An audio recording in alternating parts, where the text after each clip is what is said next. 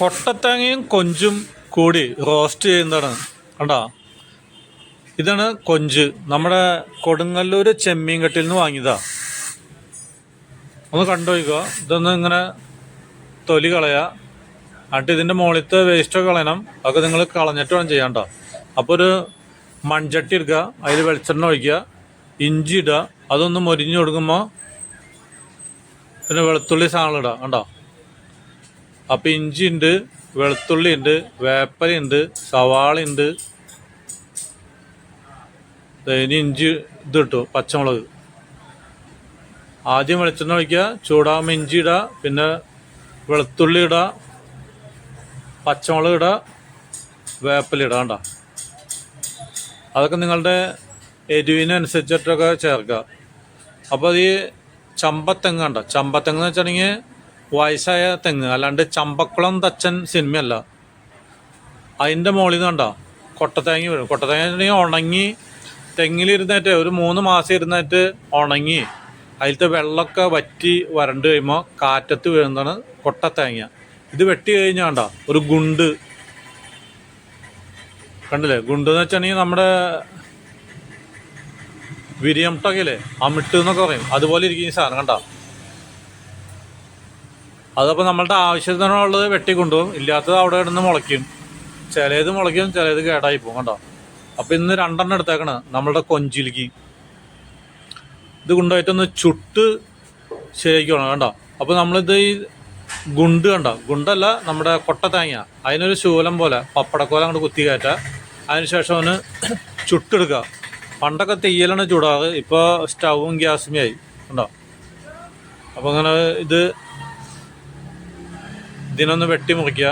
അപ്പോൾ കൈയൊക്കെ പൊള്ളും, കാരണം ചുട്ടിട്ട് ഇതിൻ്റെ ഉള്ളിൽ മുഴുവൻ വെളിച്ചെണ്ണയാണ്. കണ്ടോ, വെള്ളമൊന്നുമില്ല. കണ്ടോ, അപ്പോൾ കൈയൊക്കെ പൊള്ളാണ്ട് മുറിച്ചെടുക്കുക.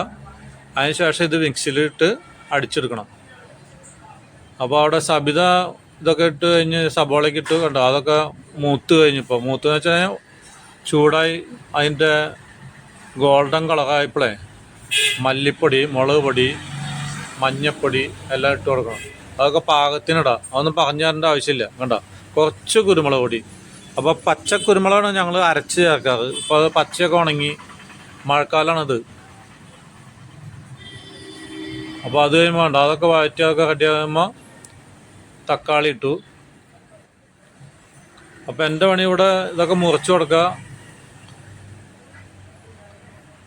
ചെമ്മീൻ ഇട്ടുകൊണ്ടിരിക്കണം. കണ്ടോ, നമ്മുടെ കൊഞ്ച് ഇതൊക്കെ തിന്നു കഴിഞ്ഞാലേ നമ്മൾ ഭാര്യയുടെ അടുത്ത് നിന്ന് കൊഞ്ചും താ എന്ന് പറഞ്ഞിട്ട് എന്ത് കൊഞ്ച് കുറച്ച് താന്നാണ് പറയുന്നത്, മനസ്സിലായോ, തമിഴ്.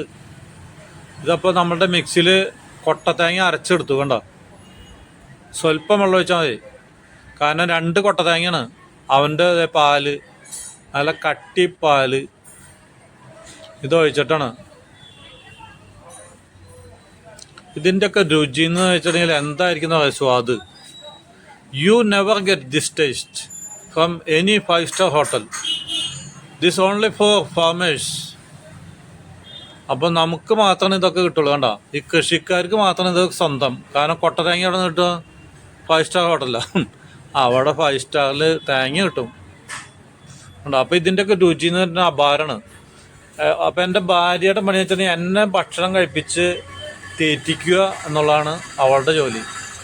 കാരണം ഞാൻ ഭയങ്കര അധ്വാനിയാണ്. അപ്പോൾ അവളുടെ വിചാരം ഭയങ്കര ശക്തിയാണ് ഇതിനൊക്കെ എന്നാണ് വിചാരം. അതൊക്കെ നന്നായി, കാരണം വെച്ചാൽ ഇതുപോലെ തിന്നാൻ പറ്റണമെങ്കിൽ ഇതുപോലത്തെ ഭാര്യമാർ വേണം.